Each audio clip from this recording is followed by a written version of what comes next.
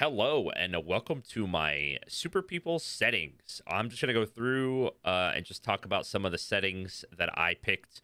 Of course, with a lot of settings, these are all, not all, I would say, but a lot of them are personal preference. So take these with a grain of salt. These are just what I think are the best for me. So let's get started. I play in borderless mode. If you can swing playing in full screen, that would probably maximize your frames. But since I stream, there's a lot of times where I'm alt tabbing and going to different monitors and stuff, so I play in borderless. I set my maximum frame rate limit to unlimited. I do have a 240 frame monitor. It doesn't really matter. The frames in Super People are really good for me, at least. Lobby limit late is 60 FPS. You don't need all those frames in the lobby. I have VSync off. I have smooth frame rate off. I'm testing out the NVIDIA reflex low latency. It seems like it would be a good thing. Still testing it out. I didn't have it on during the first beta, so it's just something I'm testing out. I've only turned up the brightness ever slightly for some of those darker corners in buildings. I play on 93 FOV. This, honestly, in my opinion, is sort of a preference thing. I used to play on max FOV in PUBG, but I think for Super People, I really like to zoom a little bit more. Not as wide, just a little bit more zoom. Helps me in those longer range gunfights. Currently, all my graphics settings are set to high, though I might put them on ultra. Inevitably, I did turn my foliage to low because I don't think we need the foliage to be on high. I'll probably end up switching this to ultra, but for now, especially during the tournament, I think they're all going to be set on high. Always turn off depth of field. Depth of field is terrible. The way it hurts your scope in is terrible. Awful. I don't know that much about this advanced global illumination, so I have that disabled. I have sharpen on max, makes the game look a little nice. Temporal upsampling, don't have that on, and my DLSS I have on balanced. Let's go to audio. Obviously my master is not always on 0. I just have the game audio muted. I recommend turning down your voice input, your voice outputs, because mics will sound super loud if these are on 100. So I definitely recommend turning them down a little bit and having push to talk. Do not have open mic because your teammates will not like that. I say teammates because there's no alt chat anymore, according to the beta. So your teammates will still be able to hear you, though. So that's my audio settings. For controls, I don't do inverts. Make sure you keep your vertical sensitivity at 50. Do not change it to the same number you have for your other sensitivities. You should keep it at 50. You can mess with it later, but if you're starting and you're not sure what sense you want to use, start at 50. For general sense, driving sense, ADS sense, and all my scopes, I use 35. That's what I've used in PUBG for the longest time. It took me a little while during the first beta to get a sense down, and I think this is just what I stuck with, and it worked for me. Sense is, of course, a personal preference, so pick whatever feels most comfortable for you. Here are all my key input methods. I do use ADS on hold. I believe my default was toggle when I started up the game, so I changed that to hold. Slide duration 0.2. I might make this 0.3 because sometimes I remember during the last beta I would slide even though I didn't want to. Or sorry, I would crouch wanting to slide. Anyways, it was one of those things where you got to tinker with it. But yeah, I use pretty much default on everything here except for the ADS. I put that on hold. For my keybind settings, these kind of get a little bit complicated because there's going to be some random numbers and letters that don't make sense, but they're just usually on like a mouse key. So yeah, pretty simple. Jump forward. I put jump only on shift spacebar and parkour on spacebar.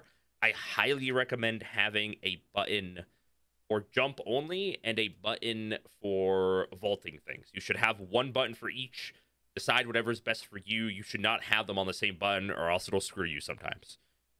These are all default. I changed my change view button to something else because it's not something I'm going to be using very often as I play FPP most of the time. V is a pretty important button, which is the default for change view because it's pretty close to all the rest of my fingers. So I try to use V for something more important than change view. Swimming is all default. One super important thing here, always have an ADS key and an aim key and separate them.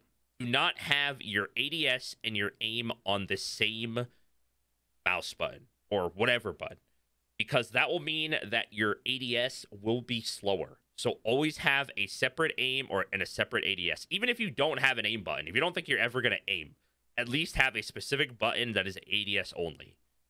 It makes a huge difference in your ADS speed.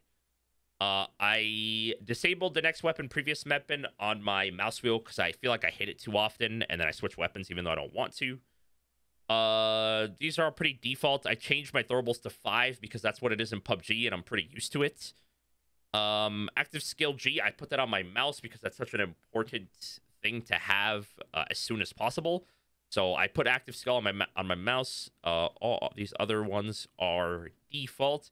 Some people love to have specific keybinds for grenades and flashbangs and smokes. I don't, but if you have buttons in mind for that, it's great. Defaults for scope mode. For healing items, this is another thing I recommend putting on a convenient button. I have emergency kits, first aids, and bandages all binded to specific buttons on my mouse so that I can use them as soon as possible. I know not as many people have as many mouse buttons as I do, but I always try to have these things on specific things to use them as soon as possible, like my emergency kits on my middle click, and I have first aid on one of my side buttons just to use them as soon as possible. So those are some things I highly recommend using to your convenience. Let's see. Nothing else over here that's different from anything default. Craft item. Alt 1 isn't the most convenient thing. I think I'm probably going to end up changing this in the future to something more convenient than Alt 1 for crafting, but just for now, I'm used to it, so I'm going to stick with that. But since you do it so frequently, it's not a bad idea to put it on a button that isn't Alt 1 or Alt 2 or whatever. All my vehicle things here are default. Another thing I highly recommend is not using Control 1, Control 2 for switching seats. Put your buttons on buttons that only take one and you could do super quickly. Being able to switch seats, either for doing drive-bys or for just getting out of terrible situations where your teammate driver puts you in a terrible spot and you need to switch to the other side of the vehicle to not be exposed. It's very important. I put driver's seat on W. It's double binded with acceleration, but as soon as I hit W to switch back to the driver's seat, I'm already moving forward. So I think it's pretty intuitive.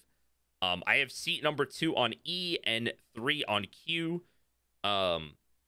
Just because it's not like you don't lean when you're in a vehicle. You know how you lean in a game when you're, shooting at people, you can lean around a corner or whatever.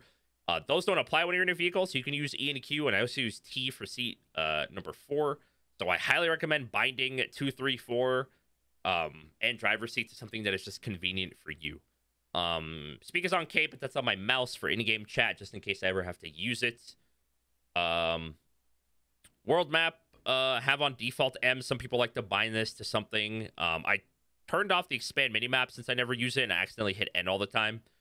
So I have that also binded to world map since I hit it all the time. These are all defaults, all default stuff. These are all defaults as well. Use smart ping. I highly recommend, if you're gonna be playing with friends, or even if you're just playing solos, having your smart ping on a convenient button just so you can ping things for your teammates, ping things for yourself. And I put that on V because it's a very convenient button. Some people use middle mouse. Whatever works best for you, I think, is fantastic. I haven't changed any of these things, and these are just things for replay and spectate. All right, to gameplay. I use the red crosshair. I'm not sure if I'm going to stick with it for now, but I do like the red crosshair. Not sure. I think this is just a personal preference thing. I have all these on default. I always make sure to have things on full auto if possible. Just so if you pick them up and there's someone standing right in front of you off a hot drop, you're able to just shoot as fast as possible. I have auto reload enabled for the moment, but I don't know if I'm going to keep that. In PUBG, I don't like auto reload. I like to reload when I want to reload, so I'm not sure if I'm going to keep this. I think I'll end up disabling it, but I'm going to test it out, and I think it's going to end up being a personal preference thing. All these I have set default. I do think it's really cool that you can hide your helmet and your vest when you're looking at your character, so if you just want to keep your cosmetics showing whenever you hit tab, that's super cool. Pretty cool thing. View country flag, just have that on default. I have everything here enabled. I might change this in the future, but so far, all these things here seem to be pretty important information that can help you out. But removing it does remove some of the clutter on the screen, since there's a lot of things going on in Super People. So whatever works best for you, I think, is going to be the answer here. I might end up changing some of these. So these here are how much of an item you have in your inventory, whether it'll still shine or not. So if I'm carrying 50 5.5 ammo will no longer shine. The reason I have this so low is because I don't feel like I need to have ammo highlighted. I'm pretty good at knowing, okay, this gun has this ammo, so I'm just gonna, if I see that gun, I'll pick up the ammo next to it. I think it's just more clutter on my screen that I don't need, so I tend to have it lower.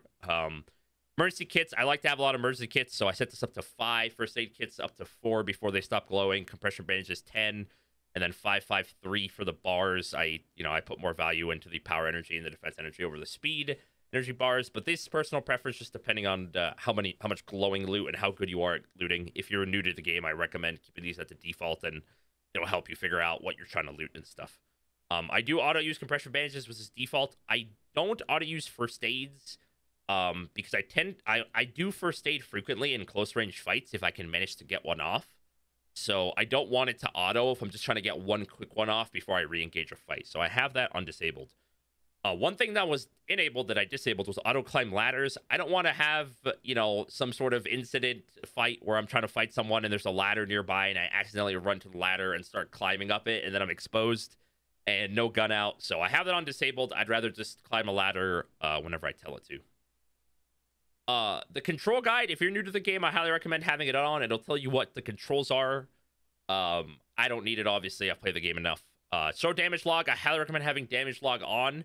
It is very difficult to see. It's very small, but it's very useful. For example, sometimes with sniper, with the bomb, I like to bomb random buildings, especially in like late game zones, just to see if there's someone in there. And if damage log was off, I wouldn't know if it hit anybody. The damage log tells me what it does. So I highly recommend it. I have the opacity on default.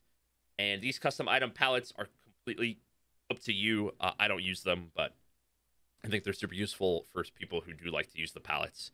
And that's all my settings. Thank you guys so much for stopping by and checking out my settings. If you guys have any questions, I stream every day at twitch.tv/ObiWannCoyote. A link is down in the description. Thank you so much. Goodbye.